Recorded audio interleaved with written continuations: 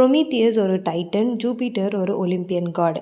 Jupiter ஹியூமன்ஸை கொடுமை பண்ணுறதுனால ஹியூமனிட்டியை காப்பாற்றணும் அப்படிங்கிறத நோக்கமாக வச்சு காட்ஸ் கிட்ட இருந்து ஃபயரை திருடி கொண்டு போய் ப்ரொமீத்தியஸ் மக்களுக்கு கொடுக்குறாரு.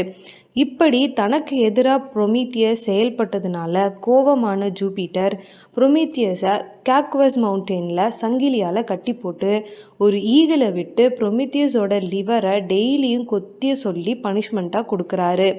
ஒரு நாளும் லிவர் திரும்ப ரீஜெனரேட் ஆகும், திரும்ப அந்த ஈகிள் அதை கொத்தும். இப்படி ப்ரொமீத்தியஸோட பனிஷ்மெண்ட் பற்றி புராண கதைகளில் நிறையவே சொல்லப்பட்டிருக்கு. இந்த ப்ரொமீத்தியஸோட மித்த மையமாக வச்சு ஈஸ்கலஸ் ப்ரொமீத்தியஸ் பவுண்ட் அப்படின்னு ஒரு ட்ராஜடியை எழுதியிருக்காரு. இது கிளாசிக்கல் ட்ராஜடி. அதில் நாம் ஏற்கனவே பார்த்த மாதிரி ப்ரொமீத்தியஸ் ஃபயரை திருடிட்டு போனது, ஜூபிட்டர் பனிஷ்மெண்ட் கொடுத்தது, இது எல்லாமே எழுதியிருப்பாங்க. ஆனால் இதில் எண்டில் பார்த்தாக்கா ப்ரொமீத்தியஸ் அந்த எட்டர்னல் பனிஷ்மெண்ட்லேயே இருக்கிற மாதிரி தான் ட்ராஜிக்காக முடிச்சிருப்பாரு. ஆனால் ஷெல்லி அந்த ப்ரொமீத்தியஸ்க்கு பனிஷ்மெண்ட்லேருந்து ஃப்ரீடம் கிடைக்கிற மாதிரி கொஞ்சம் கற்பனையை கலந்து கொஞ்சம் மாடிஃபை பண்ணி ப்ரொமீத்தியஸ் அன்பவுண்டை எழுதியிருக்காரு.